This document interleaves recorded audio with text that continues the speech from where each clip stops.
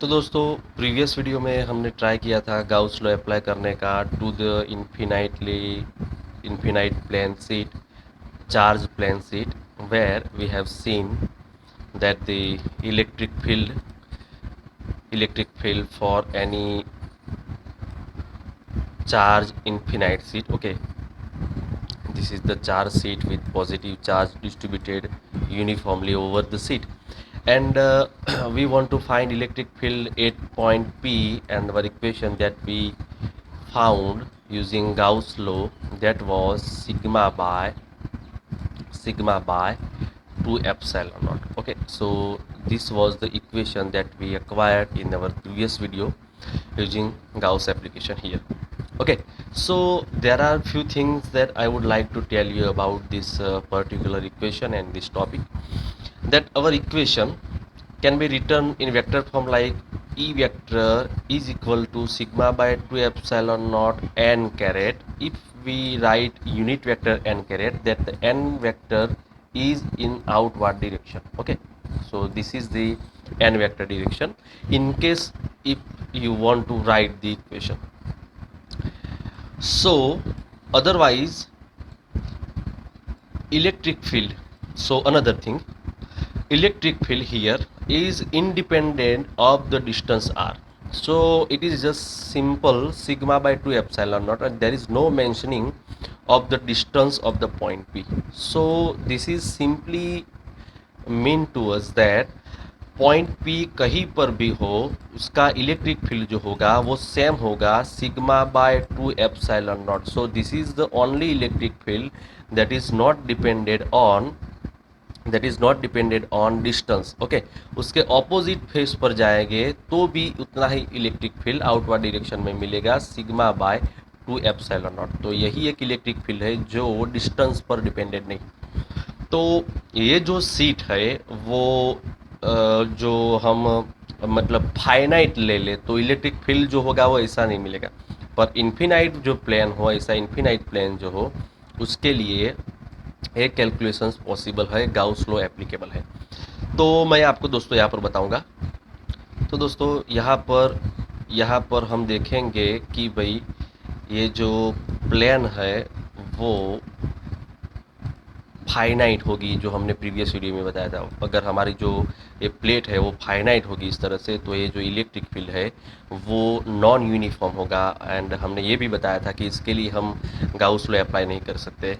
Okay, because अगर आप इसका स्लाइसिंग देखेंगे तो आपको पता चलेगा कि ये जो लाइन्स है वो कर्व्ड लाइन्स है, और इसकी जगह हम इन्फिनाइट प्लेन जो लेते थे कि भाई यहाँ पर इन्फिनाइट प्लेन अगर ले ले तो उसका जो इलेक्ट्रिक फील्ड होगा वो इस तरह से एकदम सिमेट्रिकल होगा.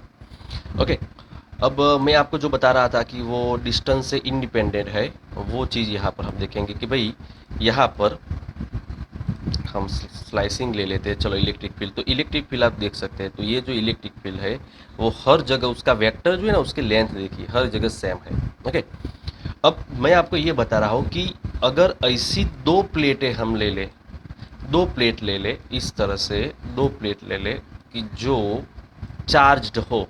ओके, मतलब कि इस पर भी पॉजिटिव चार्ज है, इस तरह से इस पर भी पॉजिटिव चार्ज है, और ये चार्ज एग्जाम्पल सिग्मा जितना उसकी डेंसिटी सिग्मा जितनी है, और यहाँ दूसरी प्लेट ले ले वहाँ पर भी समझो कि पॉजिटिव चार्ज है. तो इलेक्ट्रिक फील्ड जो होगा वो कैसे हम यहाँ पर अलग अलग पॉइंट के पास फाइंड करेंगे. तो यहाँ पर समझो कि हमारी दो प्लेट्स हैं. ओके, अब हमें यहाँ पर आउटसाइड में यहाँ पर कोई पी पॉइंट के पास इलेक्ट्रिक फील्ड फाइंड करना है. तो यहाँ पर ये जो है प्लेट नंबर 1, और यहाँ पर मैं लिखूँगा this is the plate number 2. दोनों का इलेक्ट्रिक फील्ड यहाँ पर अफेक्ट करेगा हमें. तो चलो ये जो यहाँ पर प्लेट नंबर 1 है उसका इलेक्ट्रिक फील्ड आउटवर्ड डायरेक्शन में, मतलब इस डायरेक्शन में होगा कितना, सिग्मा बाय 2 एप्सिलॉन नॉट, इतना हमारा इलेक्ट्रिक फील्ड होगा. ये प्लेट नंबर 1 के कारण यहाँ पर है. सिमिलरली ये जो प्लेट नंबर 2 है उसके कारण भी यहाँ पर इलेक्ट्रिक फील्ड वही उसी डायरेक्शन में, आउटवर्ड डायरेक्शन में उतना ही होगा. तो हमारा टोटल इलेक्ट्रिक फील्ड का एडिशन हो जाएगा. तो अगेन सेकंड प्लेट का electric field sigma bye 2 epsilon not. तो ये जो टोटल इलेक्ट्रिक फील्ड है वो बन गया sigma bye epsilon naught. Okay, तो ऐसे प्लेट के आउटसाइड में होगा। अब यही बात यहाँ पर हम देखें, इस बाजू कोई भी पॉइंट पी ले लें, वहाँ पर इलेक्ट्रिक फील्ड देखेंगे तो भी सेम आंसर मिलेगा। चलो, ये जो फर्स्ट प्लेट है उसका इलेक्ट्रिक फील्ड इस आउटवर्ड डायरेक्शन में होगा सिग्मा बाय 2 एप्सिलॉन नॉट। ये फर्स्ट प्लेट का इलेक्ट्रिक फील्ड है। ओके, सिमिलर टू दैट ये जो सेकंड प्लेट है उसका भी इलेक्ट्रिक फील्ड यही उसी डायरेक्शन में होगा, उतना ही वैल्यू, क्योंकि डिस्टेंस पर डिपेंडेंट नहीं है तो वैल्यू ही मैटर करनी है हमारे। तो आंसर यहाँ पर भी सेम हो जाएगा। कितना हो जाएगा? Like this sigma by epsilon. Okay, but what about the between two plates? यहाँ पर अंदर कोई भी पॉइंट ले ले, कहीं भी, यहाँ पर कोई भी पॉइंट ले ले। चलो समझो कि यहाँ पर मैंने पॉइंट पी लिया, वहाँ पर इलेक्ट्रिक फील्ड कितना होगा तो वो जरा यहाँ पर हम देखेंगे।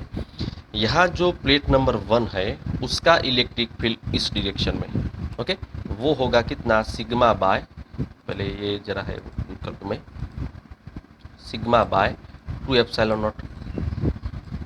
और ये जो दूसरी प्लेट है उसका ऑपोजिट डायरेक्शन, मतलब आउटवर्ड डायरेक्शन में, प्लेट से हमेशा निकलती डायरेक्शन में इलेक्ट्रिक फील्ड होता है, इसका भी इस तरह से निकलती डायरेक्शन में होता है, बराबर, ये आप समझ सकते हैं। तो प्लेट 1 का था वो इस तरफ हो गया, प्लेट 2 का इस तरफ हो गया, ऑपोजिट डायरेक्शन में है तो minus sigma bye 2 epsilon naught. Okay, ये होगा इलेक्ट्रिक फील्ड। तो अंदर इलेक्ट्रिक फील्ड जो है हमारा 0 होगा। तो ऐसे यहाँ पर जो मैंने आपको पीडीएफ प्रोवाइड की है उसमें आपको ये दिया गया है कि भाई इलेक्ट्रिक फील्ड कितना होगा। अब ये जो है उसके सिवा आप सोच लो कि भाई मैं 2 प्लेट अगेन यहाँ पर लेता हूँ, यहाँ पर प्लेट 1 और यहाँ पर प्लेट 2 पर। इस बार मैं सोचूंगा कि भाई यहाँ पर पॉजिटिव चार्ज जो है वो रखा गया है, समझो कि इस बार यहाँ पर पॉजिटिव चार्ज है, ओके, और सामने वाली प्लेट पर नेगेटिव चार्ज है। तो क्या होगा इलेक्ट्रिक फील्ड का? तो ये मैं आपको होमवर्क में रखता हूँ। अब ये जो कंस्ट्रक्शन यहाँ पर हमने बनाया उसको बोलते हैं कैपेसिटर, एंड वो हम सेकंड चैप्टर में देखने वाले हैं। अगर ऐसा सिस्टम हम बनाएंगे कि एक प्लेट पर सिग्मा डेंसिटी जितना पॉजिटिव चार्ज हो, दूसरी प्लेट पर माइनस सिग्मा जितना नेगेटिव चार्ज हो, तो इलेक्ट्रिक फील्ड जो है वो बीच में आएगा, मतलब कि 2 प्लेट के बीच वाले रीजन में इलेक्ट्रिक फील्ड होगा और आउटसाइड इलेक्ट्रिक फील्ड है वो 0 होगा। कैसे? जैसे मैंने आपको ऊपर समझाया उस तरह से जरा इसको सॉल्व करने का ट्राई करना। मैं एक ब्रीफली पॉइंट ले लेता हूँ यहाँ पर P, और ज़रा आप इसको समझिए, बाद में आपको समझ में आ जाएगा कि ये जो पॉजिटिव वाली प्लेट है उसका इलेक्ट्रिक फील्ड इस डायरेक्शन में होगा sigma bye 2 epsilon naught. Okay, इतना होगा। और ये जो नेगेटिव वाली प्लेट है उसका यहाँ पर ऑपोजिट, मतलब कि नेगेटिव में इलेक्ट्रिक फील्ड एंटर होता है, पता है आपको? नेगेटिव जो रीजन होता है, जो चार्ज होता है उसमें इलेक्ट्रिक फील्ड एंटर होता है, तो उसका ऑपोजिट डायरेक्शन में, तो minus sigma bye 2 epsilon not, तो हो गया 0 टोटल इलेक्ट्रिक फील्ड। तो उसी तरह यहाँ पर 0 होगा, पर यहाँ पर एडिशन होगा तो बीच में इलेक्ट्रिक फील्ड मिलेगा। तो ये फ्रेंड्स मैं आपको बताना चाहता था। अब दोस्तों हम जाते हैं नेक्स्ट टॉपिक पे, और जो हमारा लास्ट टॉपिक है। अब यहाँ पर गाउस लॉ अप्लाई करेंगे हम स्फीयर को और सेल को।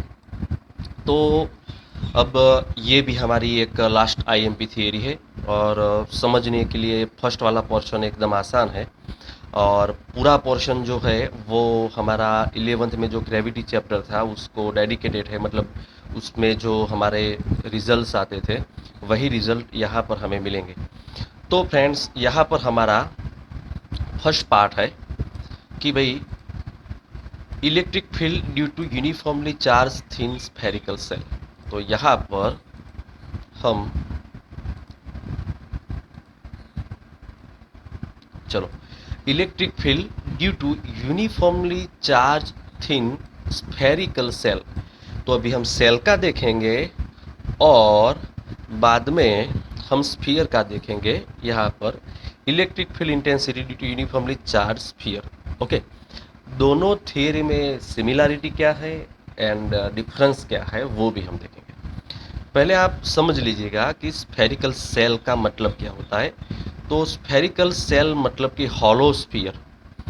तो फ्रेंड्स चलो समझो कि यहाँ पर हमें एक हॉलो स्फीयर दिया गया है। This is the hollow sphere. Okay, आपको इसे सॉलिड नहीं समझना है पर हॉलो स्फीयर समझना है। उसमें हमें सरफेस पर चार्ज दिया जाता है।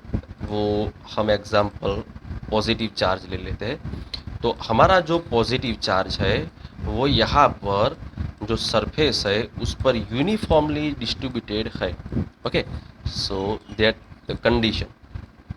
सो यहाँ पर सरफेस पर जो चार्ज है वो टोटल है Q, और उसकी जो चार्ज डेंसिटी है वो सरफेस चार्ज डेंसिटी बनेगी, क्योंकि हमारा चार्ज सरफेस पर है तो वो चार्ज डेंसिटी बनेगी सिग्मा।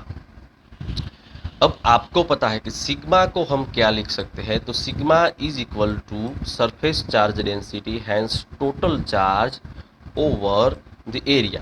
ये हमारा इक्वेशन होता है। अब ये जो हमारा स्फीयर है उसका रेडियस समझो कि हम ले लेते हैं, रेडियस इसका जो है वो है r। चलो रेडियस हमारा है r।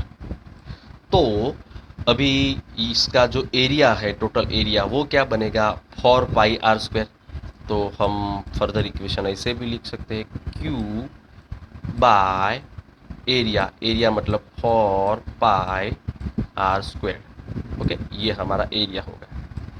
चलो तो यहाँ जो इक्वेशन हमें चाहिए वो आगे हम इसमें से यूज़ करेंगे। अब हमें करना क्या है फ्रेंड्स, तो हमें ये जो दिया गया है वो यूनिफॉर्मली चार्ज स्फीयर है, उसके आउटसाइड में कोई पॉइंट P और इनसाइड में कोई पॉइंट P हो, वहाँ पर हमें इलेक्ट्रिक फील्ड फाइंड करना है। तो दो कंडीशन पर हमें इलेक्ट्रिक फील्ड फाइंड करना है। तो फर्स्ट ये है कि इसके इनसाइड हमें इलेक्ट्रिक फील्ड फाइंड करना है। चलो इनसाइड द स्फीयर, तो हम गाउस लॉ अप्लाई करने वाले हैं फ्रेंड्स, और गाउस लॉ अप्लाई करेंगे तो हमें गाउसियन सरफेस चाहिए। एग्जाम्पल, यहाँ पर हमें पॉइंट P के पास इलेक्ट्रिक फील्ड फाइंड करना है और उसका जो डिस्टेंस है वो मैं R लेता हूँ, पर यहाँ पर ऑलरेडी मैंने R लिया है। तो मैं क्या करूँगा कि ये जो स्फीयर है ना उसका रेडियस मैं कैपिटल R कर देता हूँ। ये वाला रेडियस है ना वो कैपिटल R कर देता हूँ। तो यहाँ पर r² में जो होगा वो कैपिटल R हो जाएगा। Okay, so to disguise radius, चलो यहाँ पर जो पॉइंट P है वहाँ हमें जो इलेक्ट्रिक फील्ड फाइंड करना है उसका डिस्टेंस R है, स्मॉल r, और वहाँ इलेक्ट्रिक फील्ड फाइंड करना है। तो हमें पहले गाउसियन सरफेस चाहिए। तो मैं यहाँ पर ले लूँगा एक गाउसियन सरफेस। ओके, यहाँ पर मैं गाउसियन सरफेस कुछ इस तरह से ले लूँगा।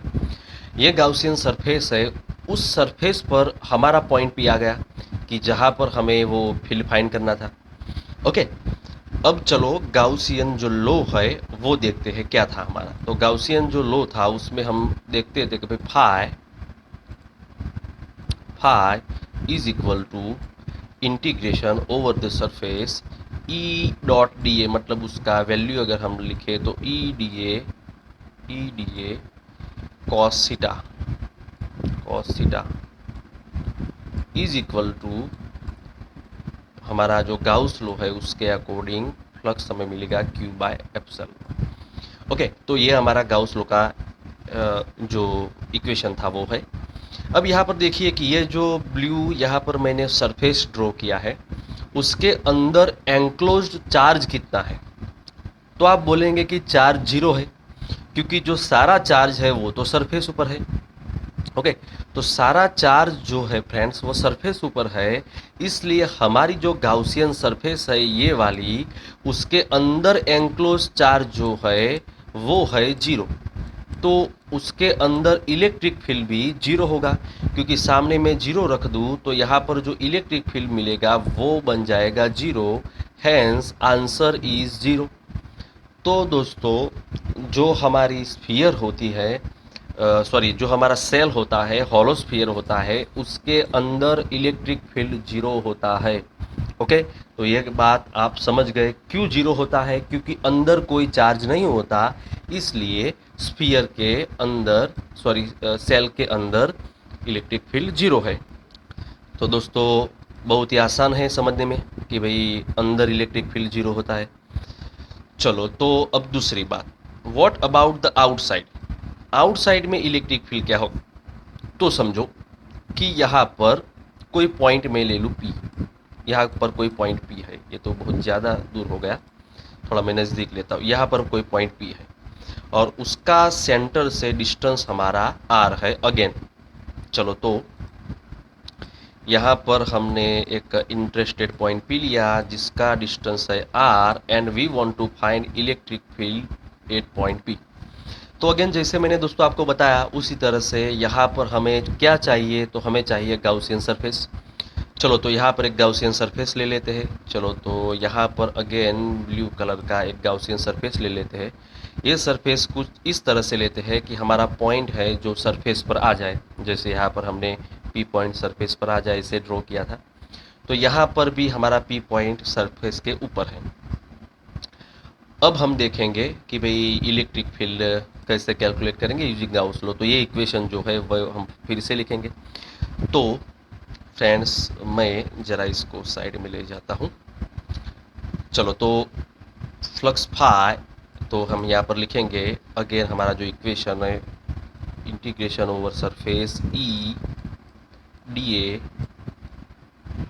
कॉस थीटा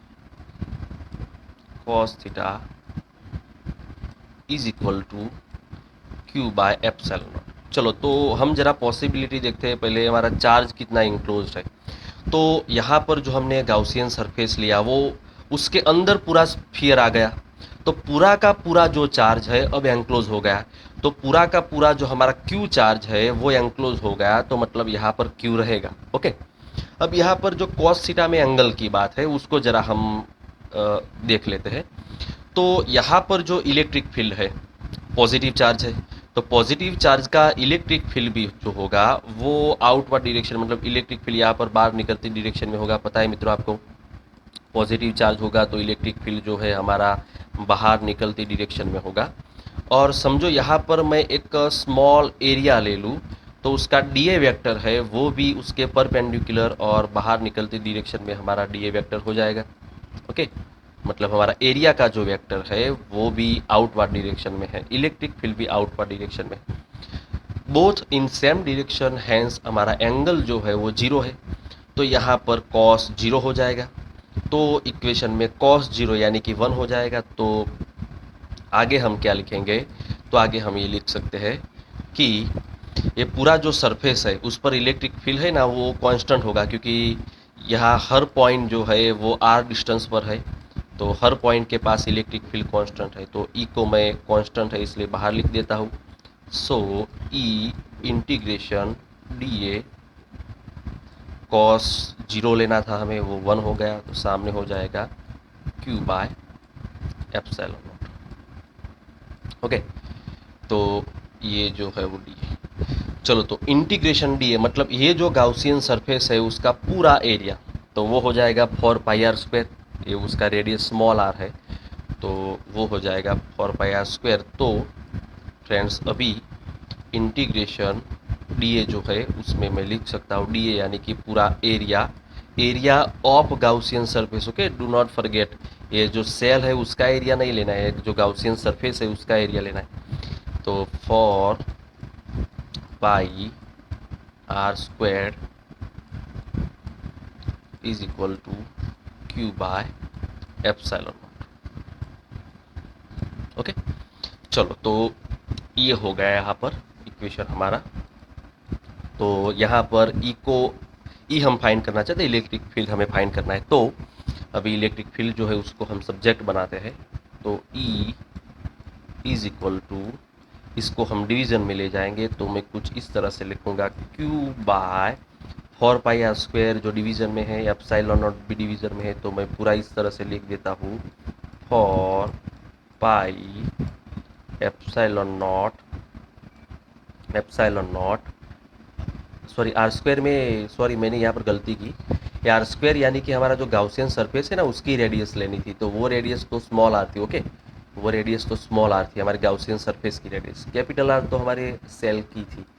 तो आई अपोलोजाइज फॉर दैट, ये आर स्क्वायर है तो ये डिवीजन में आ जाएगा, तो Q by 4 pi epsilon naught R square, ये हो गया हमारा आंसर।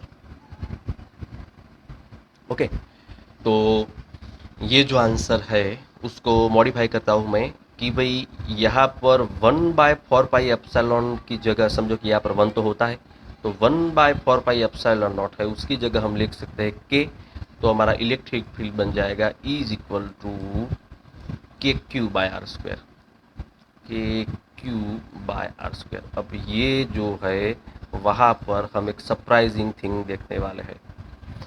तो फ्रेंड्स अभी हुआ क्या मैं बता दूं आपको, ये वाला जो इक्वेशन है इज इक्वल टू के क्यू बाय आर स्क्वायर, ये किसके लिए हमने पहले प्रीवियसली फाइंड किया था। तो हमारा जो पॉइंट चार्ज होता है ना, ये जो समझ लीजिए यहाँ पर, चलो ये जरा बात है मैं आप, ओके चलो यहाँ पर हमारा जो पॉइंट चार्ज होता है, यहाँ पर हमारा जो पॉइंट चार्ज होता है वो पॉइंट चार्ज समझो कि पॉजिटिव चार्ज है Q। ओके, जरा देखिएगा मेरी बात समझिएगा, Q है, और उससे यहाँ पर हम कोई R डिस्टेंस पर इलेक्ट्रिक फील्ड फाइंड करना चाहते हैं कोई पॉइंट P के पास, तो ये हमारा इक्वेशन था K Q by R square. Okay, तो ये हमारा आंसर है उसके जैसा ही मिला। यहाँ तो हमारा था स्फीयर, तो हमारा था सेल, तो मतलब आंसर सेम क्यों मिला।